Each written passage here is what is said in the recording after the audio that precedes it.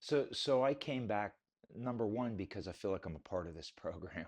I felt compelled to be here because came to the first two. Secondly, each time I come, I refine these methodologies for how I run my life, um, and I buy into Steve's methodologies and philosophies and strategies. Hook, line, and sinker. It's a perfect fit for me. So to be here is another chance to improve those areas. How are you showing up differently this time than the previous time?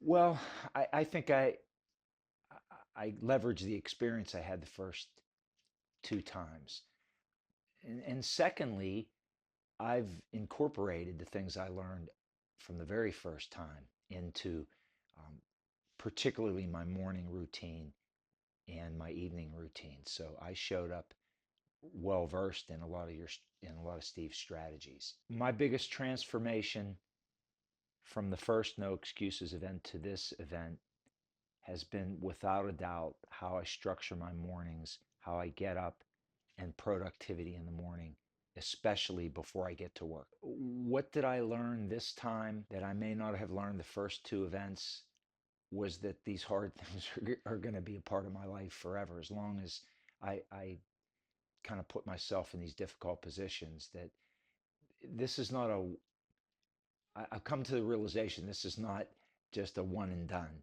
This is going to be an ongoing process as long as I'm able to put myself in these challenging positions. This is going to be my life. My leadership and mentorship, more so mentorship because I don't manage people at work, has been empathy, experience, and understanding what other, particularly my colleagues at work, are going through and dealing with stress and anxiety. There are things that I've learned, strategies I've learned to manage that, and I try to impart those to those guys.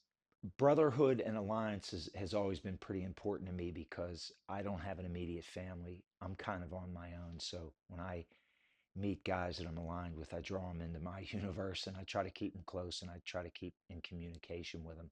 And this event, I met a couple other new dudes that will be part of that orbit, so to speak. So it's for me, it's very, very important because I'm on my own. I wish I could say I killed off the part that was lingering. I worked on it, but I didn't kill it off.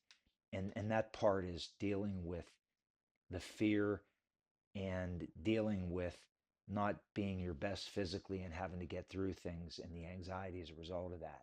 So that's a work in progress. I would tell somebody that thinks they got enough out of one of these events and did not need to return that that's short-sighted approach because these events change, they modify, and there are different takeaways each time, critical takeaways each time.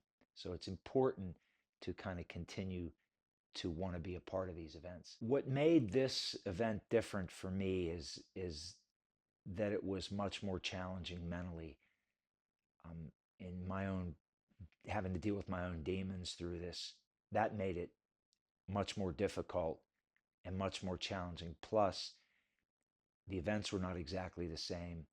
One of the events that we did, the mile walk and being uncomfortable, was particularly uh, difficult. It was particularly enlightening, and it was a good event. It was having to deal with frustration and being extremely uncomfortable, and we did not do one of those before. It was a really uh, enlightening evolution, so to speak.